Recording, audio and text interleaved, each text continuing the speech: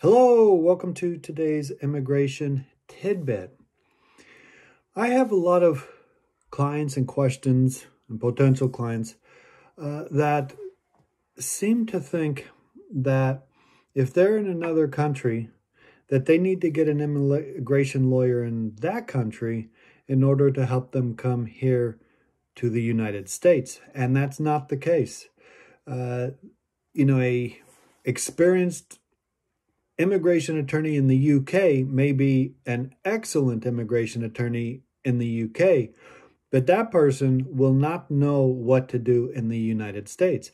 By the same token, if somebody comes to me and they say, I want to immigrate to the UK, what do I do? I'm not going to give them legal advice because I am not competent on immigration to the UK.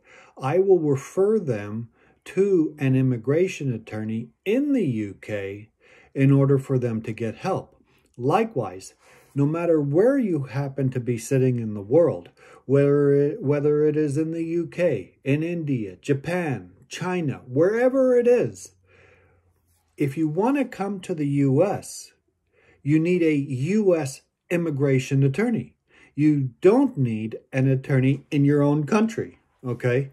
And I know that, a lot of times there's translation problems, but that's largely and in great part been taken care of by AI these days, ChatGPT, for example. I have consultations, for example, on WhatsApp, not spoken consultations, but sometimes written consultations where they write the questions. I just take what they write, go in, translate it to English, then retranslate my answer to whatever language it happens to be in, and voila, okay, we're able to communicate. Obviously, it's not as fast as talking in one's own language, but it is preferable that you get an immigration attorney in the US who knows what they're doing, who isn't fluent in your language, but can communicate and do what has to be done, rather than someone who's fluent in your language, but doesn't know anything about immigration law, US immigration law. And when it comes right down to it, no matter where you happen to be in the world, it doesn't matter where, any petition, any application, any motion, anything that has to be prepared and submitted will be submitted to some agency of U.S. Immigration, U.S. Department of State, U.S. Department of Labor. It goes to the U.S. Consulate, or it'll go to even to an overseas USCIS.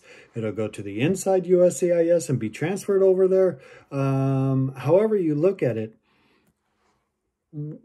the reason you need an immigration attorney is because you want to get something approved. I mean, that's the bottom line, right? You want to either stop something or you want to get something approved. And it's all going to be through a U.S. agency, regardless of where you happen to be on this planet. And that is why you need a U.S. immigration attorney. Because, for example, I'm an expert in immigration law. I can submit what I need to have prepared and submitted anywhere on this planet at a U.S. consulate or a foreign office of a field office of USCIS, or any number of agencies here in the U.S. So it doesn't matter, for example, that I'm not fluent in Chinese.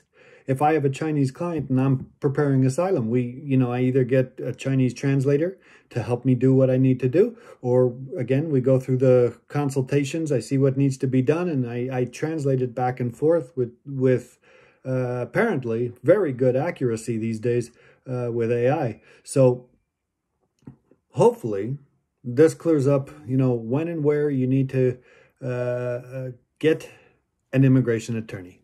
Okay.